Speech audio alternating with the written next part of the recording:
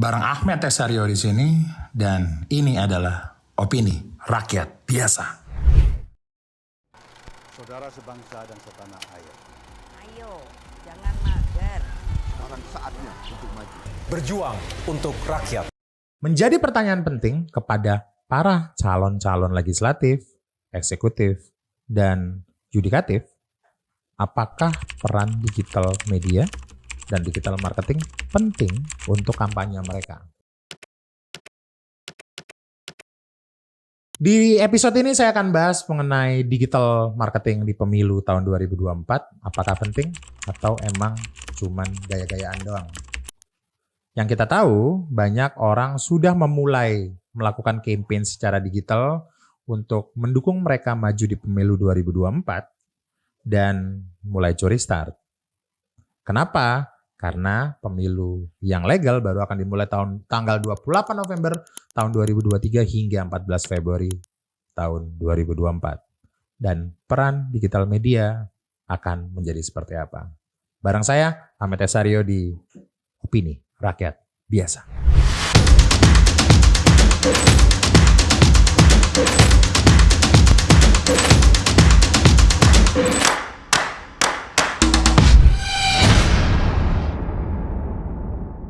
Keberhasilan campaign digital pertama yang akhirnya terdokumentasi dengan baik itu bisa kalian tonton di film berjudul The Great Hack di Netflix. Who has seen an advertisement that has convinced you that your microphone is listening to your conversations?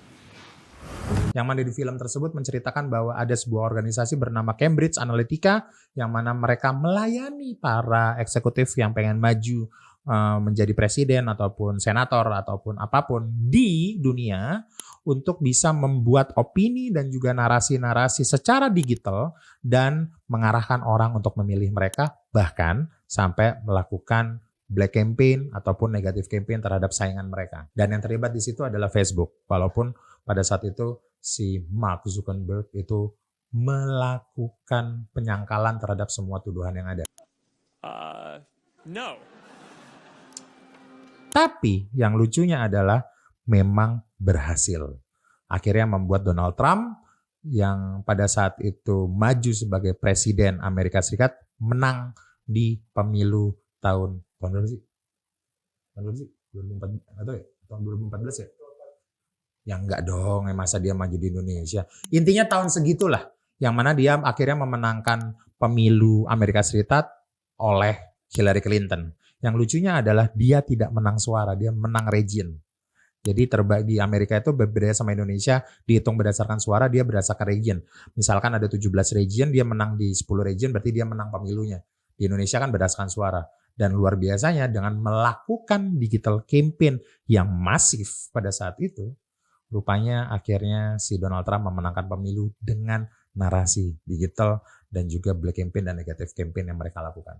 Oke, di sini kita akan bahas di Indonesia seperti apa untuk para caleg, para eksekutif, ataupun presiden mungkin.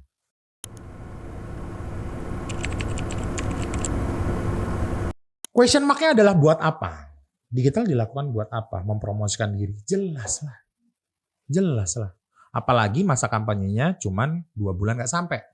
Ya kan, 28 November, jadi Desember 1 bulan. Sampai 2 bulan setengah. Dan itu kalau misalkan kita melakukan campaign secara offline, naruh baliho, naruh billboard, ataupun support beberapa acara yang mana kalian, para calon-calon yang mau maju ini terlibat di sana, belum tentu kalian juga akan bisa dapat suara mereka. Kenapa? Karena kalian nggak tahu orang yang kalian hadapi itu sebenarnya ber-KTP di daerah pilkada kalian apa enggak. Bayangkan, kalian lagi promosi secara offline, para caleg-caleg di sebuah acara, tapi orang-orang sebut mereka rupanya punya KTP yang tidak di daerah dapil kalian, kan buat apa? Ya kan? Itu menjadi mubazir.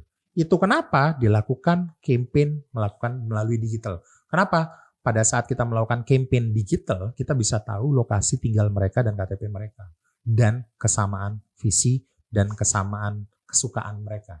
Itu yang dilakukan. Saya tuh melakukan analisa, itu kenapa saya memakai jersey Arsenal, Karena saya punya prinsip kayaknya para pendukung Arsenal mempunyai sel otak yang sama kenapa mereka akhirnya suka dengan Arsenal dan membuat perilaku mereka sama. Begitu juga dengan pendukung MU, pendukung Liverpool, pendukung Barca. Bahkan saya melihat sebuah kesamaan kepada mereka-mereka yang pendukung Barca, rupanya mereka suka berbagi. Karena Barca senang main tiki-taka. Atau pendukung Arsenal yang rupanya mereka mempunyai ketahanan lebih tinggi karena dari 2002 sampai tahun 2022 sekarang kita tidak jadi juara. Terima kasih, Arsene Wenger. Balik lagi ke politik, bahwa apakah memang penting digital marketing? Dan anggarannya berapa? Nah, setelah itu, setelah kalian jadi anggota DPR atau jadi kepala daerah ataupun jadi presiden, kira-kira kalian tahu nggak siapa yang memilih kalian? Itu fungsinya digital marketing. Collecting data dan collecting supporter. Menarik kan? Nah, kita lihat alurnya. Cara kerjanya digital marketing di campaign ini seperti apa? Nomor 1 adalah produk. Bedanya apa? Produk di politik adalah orang. Kalian, calon-calon, itu produk.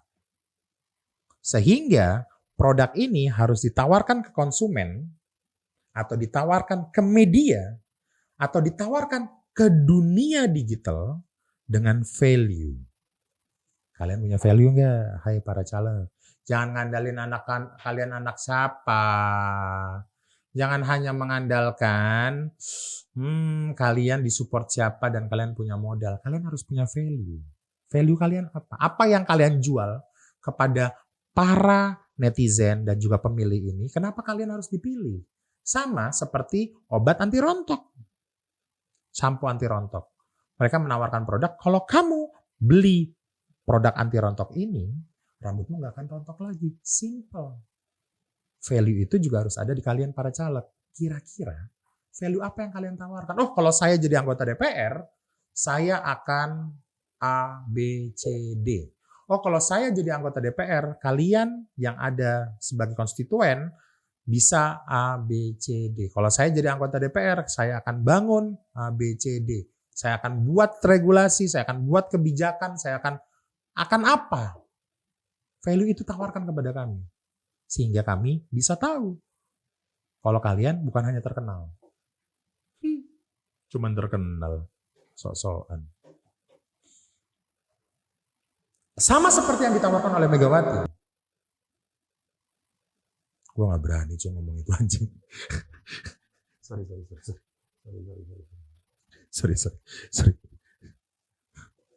Gue tuh tidak. Oke, ulang. Sama seperti yang ditawarkan oleh Puan Maharani. Nah, sama ya? Sama nakutin nih. Sama ya? Gimana dong? Ya nggak apa-apa lah. Sama yang seperti ditawarkan oleh Puan Maharani. Value-nya dia apa? Dia cucu Soekarno. Udah sampai situ aja. Sampai situ aja saya bahas Puan Maharani. Yang lainnya nggak berani. Oke, lanjut. Oke, after value. Sampai batuk aja. After value, kemudian yang dilakukan adalah memilih platform yang tepat untuk kalian melakukan kampanye. Melalui apa? Melalui konten. Yang pertama value, yang kedua harus ada kontennya. Konten ini akan memperlihatkan teman-teman public speaking skill-nya seperti apa. Bicaralah, ngomonglah, nggak hanya tertulis. Ya kan? Buat aksi nyata, buat kegiatan nyata yang menampilkan bahwa memang benar kalau kalian jadi anggota DPR atau presiden atau kepala daerah, kalian memang akan mewujudkan apa yang kalian lakukan. Sehingga pada saat masa kampanye ini, tugas kalian ya buat konten terhadap aktivitas yang kalian janjikan kepada masyarakat pemilih. 2, konten. Yang ketiga, baru kita melakukan digital marketing atau advertising. Saya pernah ngobrol di beberapa konten ke belakang, ada yang dinamakan sama dunia Facebook, ada yang dinamakan dengan dunia Google, dan ada yang dinamakan dengan dunia TikTok. Dunia Facebook terdiri dari 2,6 miliar orang saat ini, di dunia Google ada 4,5 miliar orang pemakai, dan dunia TikTok rupanya menyusul di angka 3,1 miliar orang. Dan orang-orang tersebut kita bisa tahu tinggalnya di mana. di dapil mana. Sehingga kalian bisa tahu siapa pemilihnya kalian. Dilakukannya digital marketing untuk menyebarkan apa? Menyebarkan informasi. Mengenai apa? Mengenai yang nomor 1 dan 2 tadi. Dengan konten yang mengandung value. Disebarkan di daerah dapil yang kalian mau. Berapa budgetnya? Bisa terlihat per klik. Murah kok. Biasanya di angka 150 sampai 250 rupiah per klik. Jadi tinggal dihitung kalau kalian di sebuah dapil, misal dapil Surabaya, dapil 2, kalian paling butuh suara mentok 15.000, dikalikan aja. Ambilnya 500 rupiah atau 1.000 rupiah, kan cuma 15 juta. That the cost you have to pay for the election of Indonesia. Yeay, ke Inggris anjing. Oke. 1 value, 2 konten, 3 advertiser, yang keempat follow up program atau follow up database. Ini yang penting nih. Karena pada saat kita nge-ads, kita harus tahu call to action mereka kemana. Ya kalau gitu kita buat websitenya. Kalau gitu kita buat landing page-nya.